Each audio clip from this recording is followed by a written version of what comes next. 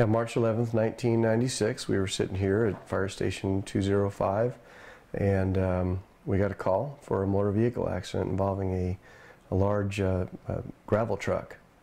And I don't think any of us were really prepared for what we were going to see when we got there, and we responded to Val Vista and Broadway and found a very serious motor vehicle accident.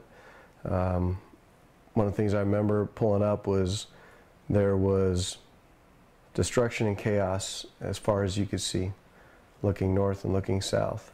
And cars were just thrown all over the intersection, and it was a very chaotic scene. There was chaos as far as you could see, and the accident scene, unlike a normal accident scene, you know, there's a couple vehicles and the scene is right here, right in front of you.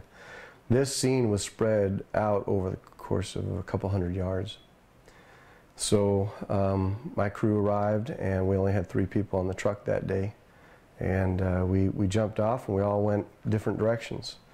And I got off the truck and I looked to the north, and there were people yelling for help up there, and I didn't have any equipment with me. All the equipment had gone with the other guys in another direction, so I ran down the street to see what I could do, and that's where I found Aubrey's Suburban. It had severe damage to the vehicle, and people were screaming that there was a little girl in there who needed help, and I went inside and found Aubrey, and she was in pretty bad shape. And I picked her up. I realized she wasn't breathing very well, and I picked her up and carried her out of the car where I could better treat her. Laid her on a sidewalk and started evaluating her, and realized that she was only breathing a few times a minute. And again, I was all alone in terms of having support from other firefighters. It was just us at the moment.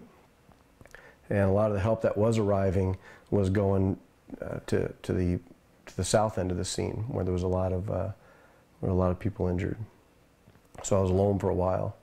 Had a lot of bystanders around me, but you know, again, I laid Aubrey down on the sidewalk, and I realized she wasn't breathing very well, and only a few times a minute. So I started mouth to mouth, and I breathed for her and with her for several minutes before help arrived.